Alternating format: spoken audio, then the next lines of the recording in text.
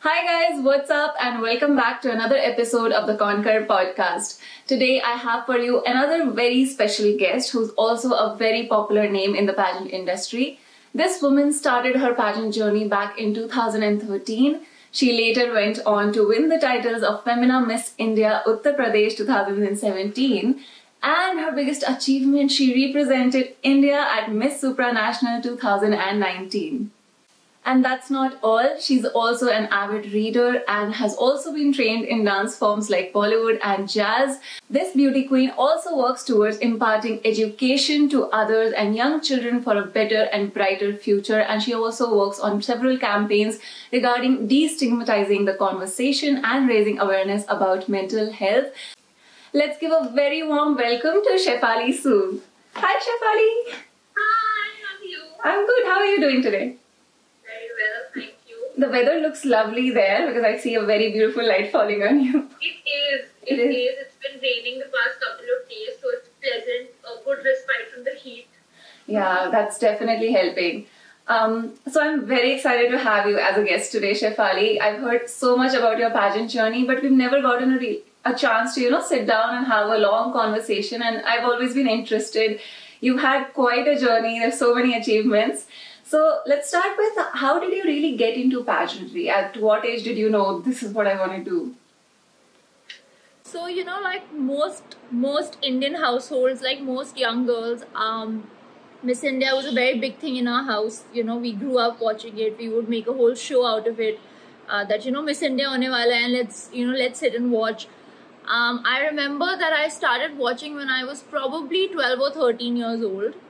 And I watched it religiously every year, and I remember myself even at that age sitting and analyzing that acha, her answer was not very nice, she's not going to win, her answer was really great, she's going to win. And I think it became more of it was as much a subconscious thing as it was a conscious thing for me.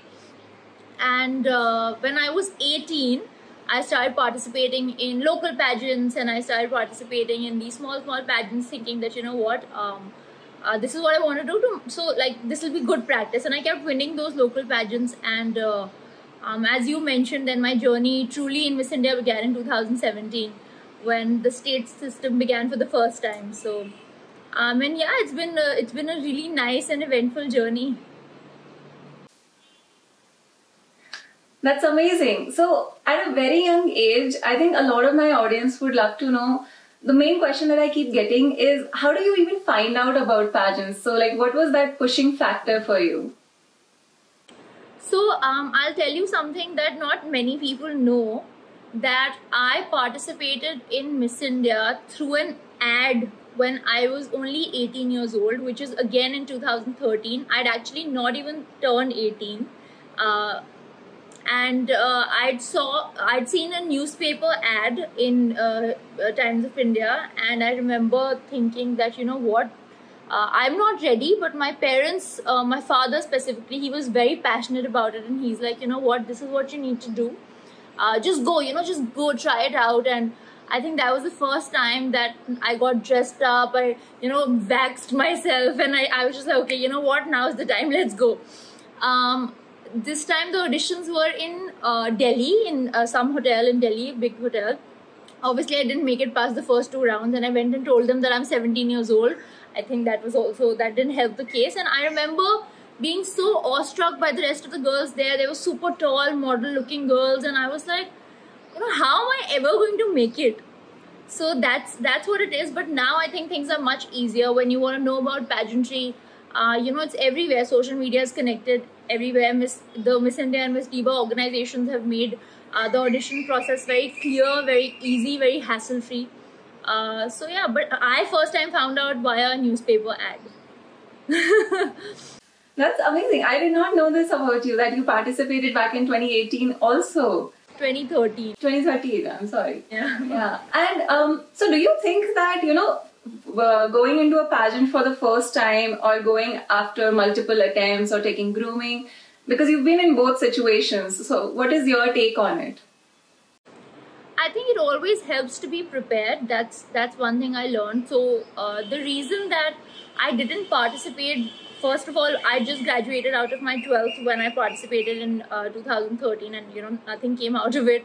I realized that my education was very important to me, and had I made it to a certain level in Miss India, or had I won, I would have had to sacrifice my studies or education, or put that on hold, which I didn't want to do. So when I was studying, I made it a point, whenever we had summer vacations from college, or whenever college ended, in those chunks of time, I went and trained myself. I felt that it was really important to be prepared, because that was my takeaway from the first time I went. That was really important to know what pageants were all about. It's not just about looking good and walking well and just looking the part. It's a lot more than that. So I would say being prepared. You don't have to go to an institute. I wouldn't say that. All the resources are available to you. On the internet. There's so many people who are providing that service now, ex-Miss Indias, ex-contestants. But yes, I would definitely say that being prepared helps a lot. I agree. I think that definitely does make a difference. Even the first time I went for Miss India, I was out in the first round until I realized, oh, there are grooming institutes, and I did not know. I was so naive back then. So you had quite a roller coaster journey then. It was tough, it was really tough not winning the first time around. I think not winning Miss India really broke my heart. I won't lie about that. And, there was a time. But I don't think that at any point in my journey, I considered that I don't want to do this anymore.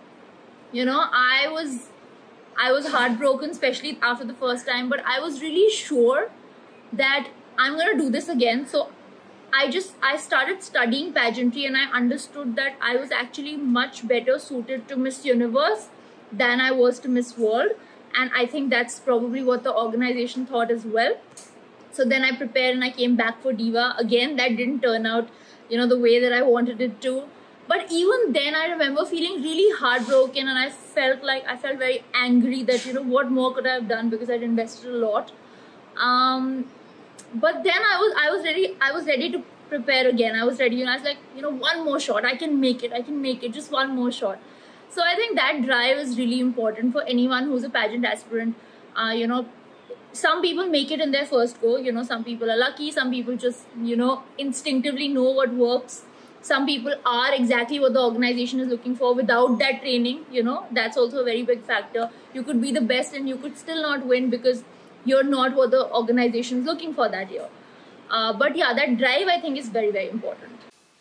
That is so well said. I think I tell this to a lot of contestants that the organization is looking for something, and you don't have to, demean your self-worth often if you don't make it. It's just like maybe try in another pageant, maybe somebody else, you fit somewhere else. In this industry, there's a certain mold, and like casting directors always try to fit in the actor. It's the same thing with beauty pageants too. Definitely, what you said, that mold, I think that is a very important thing, and I think globally in international pageantry that is changing, that stereotype is changing, but I think we still have a little bit of time to go as far as Indian pageantry is concerned, for them to be able to understand that it's not just that one type of beauty that matters, it's not just that one shape or size that matters. But I do think, I have faith in our system. I do think we'll get there. I just hope it's soon. I agree. I think we're taking a lot of steps towards inclusivity. Every year we have new announcements. Yes, exactly. In fact, on that topic, you've had international pageant experience as well. I would love to hear about that. How was your supranational journey? How did it all go? What were you feeling there? Everything about it.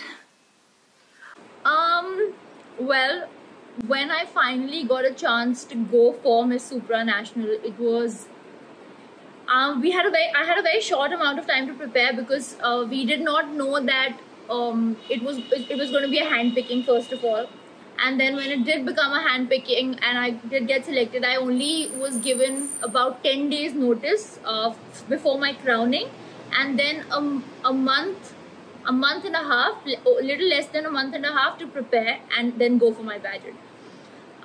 So it was really hectic, to say the least. It was chaotic. There were moments when it was all a blur and I was like, oh my god, what is happening? But when I finally got there, when I finally got to the pageant, it all sort of came together, all that chaos sort of made sense, you know. It was, I think that an international pageant is an experience that I wish everyone had, because you are in a place where there are people from 75, 77 different countries in one place. So there's a representative from each culture. They all have something unique to offer. And you know, when you're younger, especially, one very important takeaway for me was that when I was younger, when I was competing in pageants, I would always compare myself to the other girls. You know, I think it's very natural to feel slightly jealous. You're surrounded by so many beautiful people, and you know, whoever's come there is the most, you know, worthy candidate from that particular country, you know. So you are that candidate from your country, but you forget that there are so many other people who are so talented as well, because they're the best from their country. That's why they won. And when I was younger, I would feel really, I would say, you know, there was a part of me that would feel jealous and I would compare myself. But by the time I went for Supra, I think my mindset was so evolved, you know, in terms of pageantry, that when I went there, I was so inspired. I was like, oh my god, she can speak 7 languages, I need to learn that. Oh my god, that girl knows, she's so talented, she knows how to dance that well. You know what, I'm also going to take these classes, because I loved watching them. So that comparison and that jealousy turned into a state of like transformation for me. And the kind of friendships that I made over there, you know, my especially my roommate, the whole experience was so special. So and the fact that I gave my best, even if I didn't win, I came back with no regrets. Wow, that is such a beautiful thing, the way you told it. I think, yeah, pageants, I agree with the thing, like as young women, there's a lot of insecurity and self-doubt at first, and beauty pageants at first can be very intimidating that way. Yes. Yeah. But then it brings out the best in you, because there's so many, it's the people that you get surrounded by. Exactly. There's so much to learn from everybody. You just have to sort of open your mind and heart to it. That's what I believe. But like you said it correctly, initially, especially when you're younger or you don't have that sort of wisdom, pageants can be very trying and very intimidating if you let them. Yeah. I mean, I also just made the same mistakes and then I learned, you know. So it took me, I would say, 3 years to evolve into that person. So, yeah. Alright, so then Supra must have been a roller coaster. But what I really admired, you know, about your whole pageant journey is the causes that you've actually chosen to speak up about, mainly education and mental health. So I want to hear some more about it, because a lot of people would, you know, consider that advice also, because how to work on VWAP projects, how to work on your advocacy, that's a major question when it comes to pageantry. When I started out at Miss India, my BWAP was education for the underprivileged children, because I truly believe that education can change lives, and that, you know, being educated is the backbone of the social, cultural and economic growth of a country. So that was always, you know, something that I did. A problem that I faced, since you asked, a problem that I faced at Miss India, especially considering the BWAP, was that when I was teaching at schools and NGOs and orphanages, I was doing it for myself. You know, I did not have a plan that I need to record this or I need to have documentation of it. And that, I think, is a problem a lot of people face, that when you go there, they don't know what kind of work you've done. So it's only natural that they would want to see a documentation of it. That's one thing, of everything that you've done. But more importantly, they would like to see where you're going with it. You know, so for example, with Manushi's project, which was sanitary napkins, so she had very little work to show for it in terms of physical work, but the research was extensive, and then there was a future goal attached to it, which means that this is what I've done, this is what I'm doing, and this is where I'm planning to go from here. So there was a sort of tangible outcome. I feel that can be a bit of a shortcoming, especially where projects like mine are concerned, be it mental health or be it, education or anything, that unless you have a solid direction that you're going in, especially for Miss World, it can be a bit of a hindrance. Miss Diva, not so much. So I feel like that's something that people need to understand, and I think they will benefit from understanding that if you're choosing a if you're choosing a topic such as education, then you have to have a tangible goal that, 6 months from now, 1 year from now, if I have the right funding, I hope to open a school or an organization, or I plan to set up a network of teachers, pan India. So it has to be something like that, which can be a really big challenge for the average, person, if you don't have the right support. So that's one thing. My other cause, mental health, I feel now is relatively easy to sort of propagate because social media is so powerful, right? It can help you reach so many people. It can help you reach so many different age groups of people. Mental health for me, I chose it because I realized that it is a global pandemic. And it is the least talked about issue in our day and age, and that's so sad because if we are not functioning correctly over here and here, then how can anything else be 100% in our lives? We cannot be successful, we cannot be content, we cannot be happy if we are not 100% here and here. And like I always quote this in my interviews and whenever I was talking about it, that in Dear Zindagi, Shahrukh Khan says that जब हमें चोट लगती है कहीं शरीर पे तो हम डॉक्टर के पास जाते हैं. तो अगर हमारे दिमाग में चोट लगी है या हमें दिमाग में कोई प्रॉब्लम है, वो भी तो बॉडी का हिस्सा है. Just because हमें दिख नहीं रहा है, why is there a taboo about it? Why do we label somebody as crazy or mental, or why do we label them as anything just because they have an issue? Just because their brain is not 100%. And the most important thing for people to understand is that depression, anxiety, PTSD, panic attacks, all of these things, some of them are genetic. Some people are more predisposed to these diseases than the normal average man. And some are trauma induced. Let's say something really traumatic happened to somebody, so that's where it comes from. So when something so basic, is not understood by people, it's become a global stigma, not just in India, but like I said, all over the world.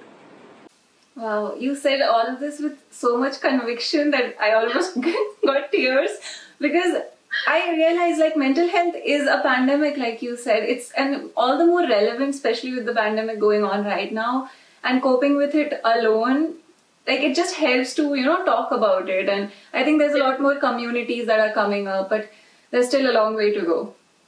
I do think so. Like you said, there are people that are coming out and talking about it, and honestly, that's the first step. First, realizing there's a problem, accepting there's a problem, and then talking about it.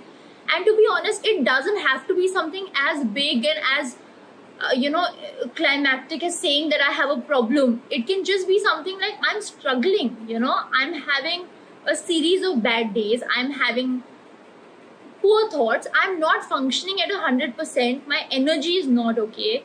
When your mind is not 100%, everything in your life, physically, spiritually, is affected. So it's so important to talk about it, to seek help, to make therapy more affordable and accessible. I think that's a very big issue in our country, or not just in our country. Therapy is so expensive. The average man cannot afford it. And I understand that's a very difficult job to be a therapist, to be a psychologist, to be a psychiatrist. But even if the average, upper middle class or middle class person can afford it, what about the people, the lower class? They cannot afford it. So who's going to help them? I feel like there is no system that exists that would help those people, and that makes me really sad. And honestly, even I'm struggling to figure out what would there be doctors to, go and help those people. In fact, I'm thinking of studying ahead, pursuing further studies, even though I don't have a degree in psychology. So I need to figure out how it's going to work, whether or not I can get a master's, and if I do, can I practice it? Can I advocate for it? So I'm trying to figure all that out alongside my other goals, because I feel like people need help, and there are very few people who are willing and able to help them. Wow. I'm so glad to be speaking to someone who understands the importance so well, and the fact that you're actually, like, the step that you're taking, considering doing a master's in psychology, that's a lot of effort, and I agree. It's a lot of effort, yes. I just hope it comes to fruition. I think that's the most important thing for me, that I need to understand whether it'll come to fruition, whether it's even possible with, my qualification, my educational background. Let's see, but I am trying. I keep doing certification courses so that I'm at least a little bit qualified to talk about it. Right. But yeah. It is a basic necessity, and I really hope that you can contribute, and that's actually giving me ideas. I mean, I'm thinking, okay, I should also do something. If I feel something about it, yes, making therapy accessible is a big step. Definitely. Yeah. Moving on to not so serious topics for a while, I want to share some crazy experience of pageantry that may have happened, because I love hearing such stories. Something that, not a lot of people have known about what happened backstage or what was going on in your mind. When you put it like that, there are so many things that are special. There's so many things that are, that come to mind. But one particularly crazy thing was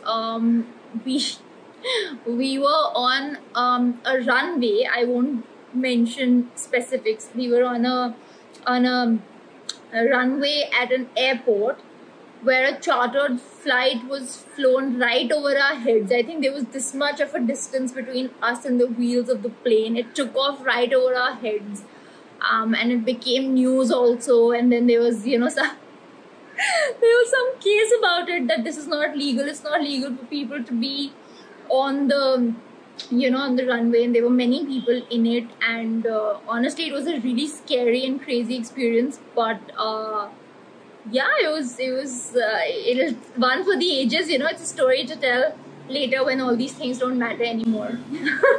That sounds terrifying though. I mean, where did this happen? I will not mention the specifics because I don't want to get into trouble, and I don't want to put anyone else in trouble, but it was a part of our journey, and it was really crazy. It was scary. Oh my god, I think nobody would have expected something like this to be happening, like with everything else that goes on in a pageant. But then that's the memories that you really talk about afterwards. Yeah, exactly. I hope that I don't get into trouble for telling this story also. But it was really special. So this was definitely something that I was not aware of. I don't think I've ever heard this story before, but I did follow your pageant journey a lot on social media because you were one batch before me, and so I was following all of you guys. And these days, social media has become, even more relevant, and with online pageants these days. So what is your take on it? Like, how do we approach social media? Because people have so many different opinions. Some people are not comfortable. There's a lot of negativity, but then it's also really useful. So how would you advise someone to go about it? I read this somewhere a couple of years back, and it's always stuck with me. It was something that I think Jay Shetty said, that he said that don't use social media less, but use it more intentionally, use it more purposefully. So that made a lot of sense to me, and I changed my entire, my entire feed. I unfollowed people. I didn't worry about who I was offending, and I didn't worry about, what were they going to think, because when you become a part of pageantry, you become very susceptible to judgment. I think you become very vulnerable. But I didn't care. I filled up my feed with positive quotes and, stories and just things that would make me happy every time I opened my feed. So that was really a big step that I took. Sorry. And that's how my feed has been.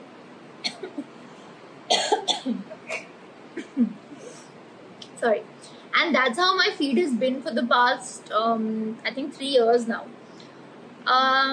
In terms of pageantry, I think that it's very important for young girls to realize that when you decide to become a part of a pageant, especially one like Miss India or Miss Diva, you become a public figure automatically. So it is up to you whether or not you choose to put out your personal life on social media, or you want to keep some parts hidden, which I think is necessary. That also comes with a lot of responsibility, because everything you're putting out is being absorbed by the people who are watching you.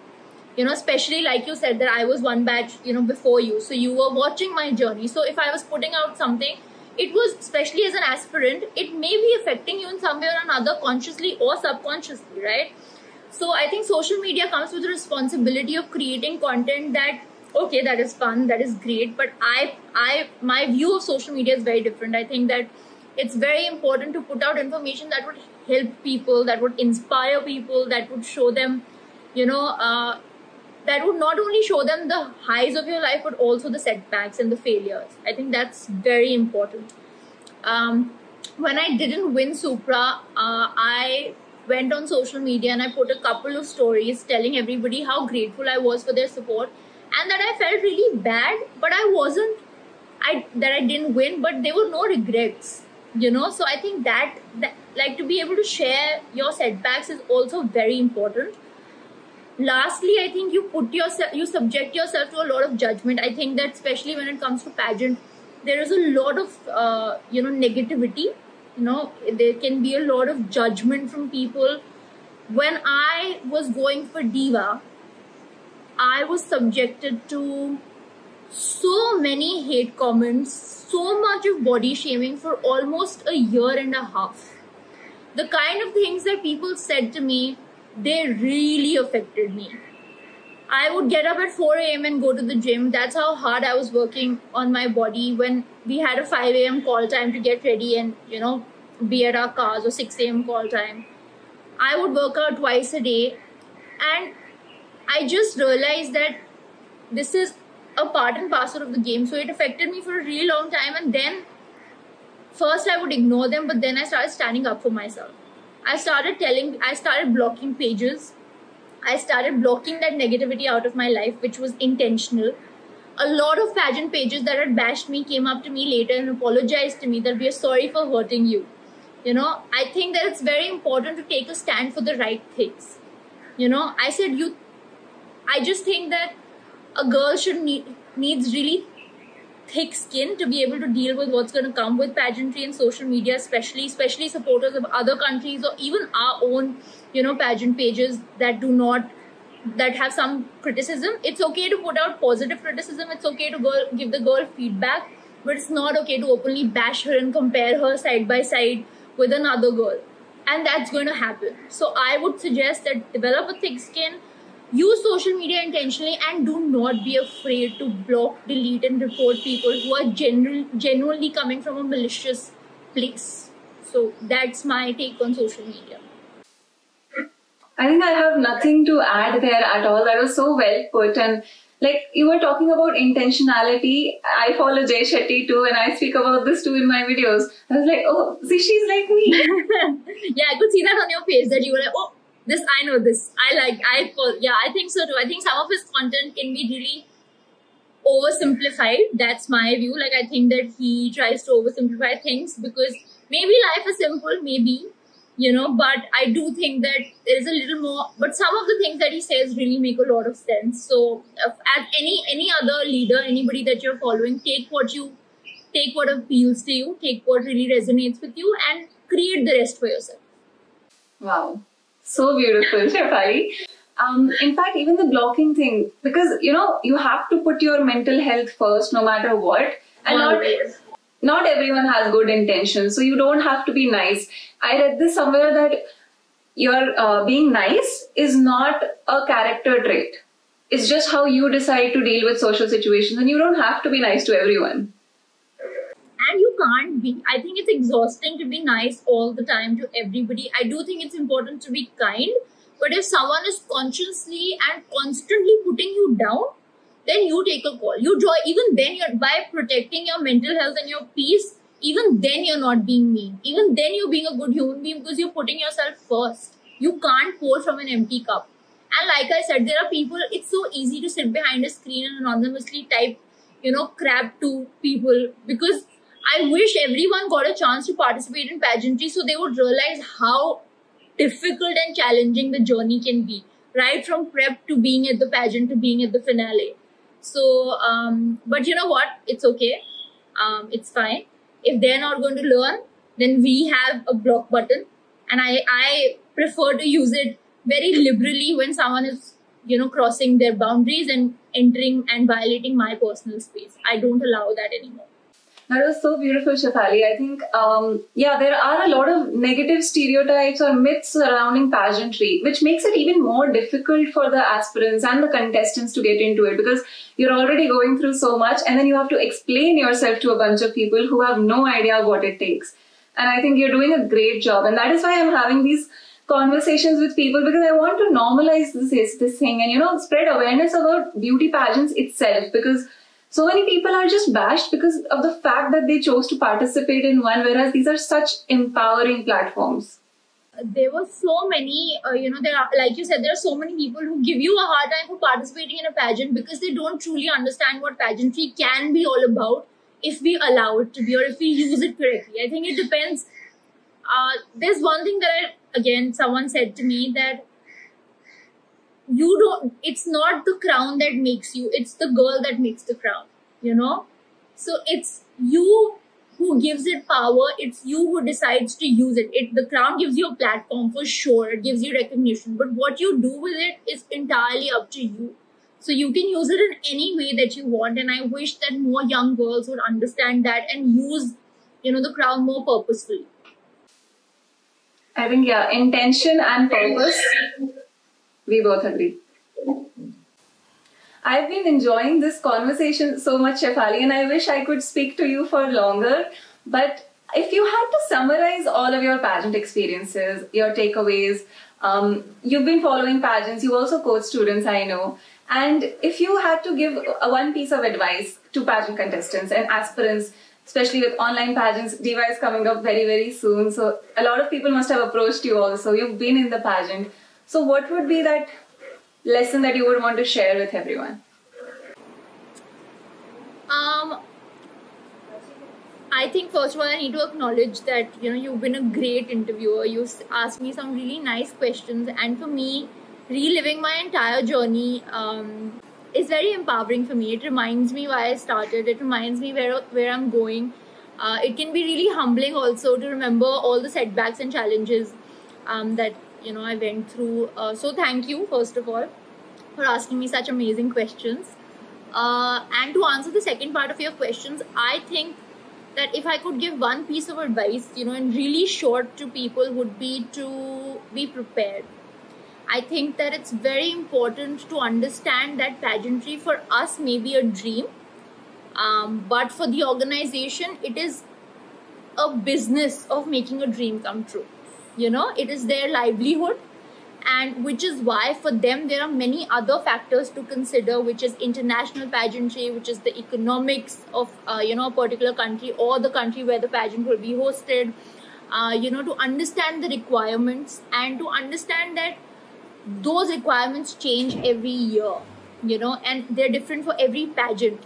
So first of all, research which pageant you're suited for. Unfortunately for us, a lot of people are not very familiar about Diva, because it's a newer pageant, a newer organization. So a lot of girls don't know the difference. Everyone wants to go for Miss India, but girls don't realize that they may be a better fit at a Supra or a Universe, So it's very important to understand the difference between the two. Even though now most pageants are coming under the same umbrella with, having advocacies and, a purpose attached to them and, a platform. But I do think that there are certain basic requirements still, which can differ. So you need to choose the right pageant for you.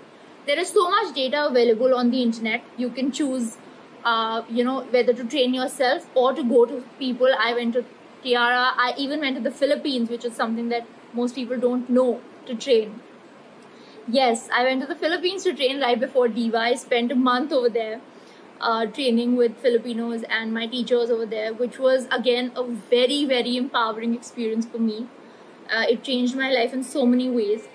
So I think that being prepared is the key. I know everyone has different financial situations and different, life situations, circumstances, but being prepared, knowing your pageant and having that attitude and having that clarity of why you want to participate. That vision is very important. That why do you want to go for a pageant?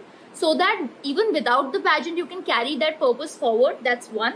And the second thing is, should you not win the first time around, then you should be willing to go over and over again and know that, okay, this was my shortcoming and this is what the pageant is, the organization expects out of me. so this is what I want to be, all while not losing your individuality and your personality.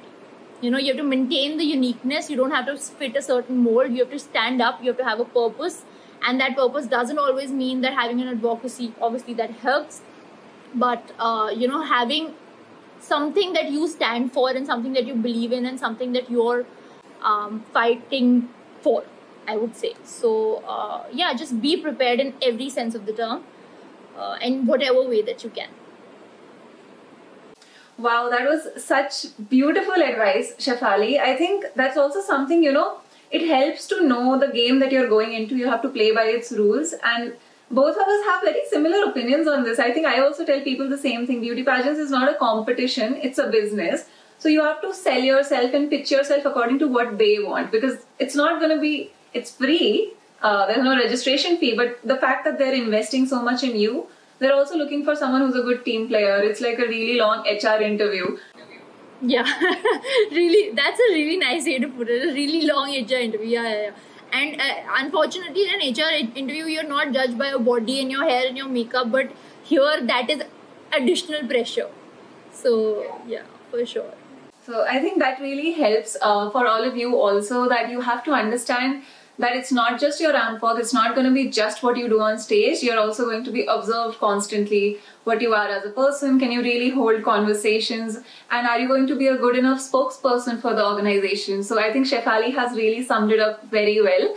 And that business perspective of beauty pageants is something that you have to research and prepare before you participate in one. Very well said. Yeah, that's 100%. It's a business and you have to be a performer. You have to go out there and sell yourself. You have to show them that you can give them a return on their investment. Exactly. That's what I keep saying. How invested you are in the pageant journey, that is what is being noticed. They'll polish you and they'll work upon you, but that drive has to come from within. 100%. Thank you so much, Shefali. It was lovely talking to you, and I wish I could go on for hours, and we're definitely catching up after this episode as well, because I feel like there's so much in common that we can talk about. But for now, thank you again for being a part of my podcast series. I wish all the contestants all the very best to participate in their pageant journey. Just be very well prepared, and I think that this interview will really help you, and so will all the upcoming episodes. Nikita is a great host and a great interviewer, and so many things can be learned just by listening. So be a good listener and absorb everything around you. All the very best. Oh, thank you. That was perfect. So I hope this episode gave you a better glimpse into what really goes on behind a beauty pageant. I hope to bring on more guests for you to know more about beauty pageants and how to get started on your dreams in future episodes. Let me know down below in the comments who you would like to see next. As always, I love you guys so much, and I will see you very soon in my next video. Bye-bye.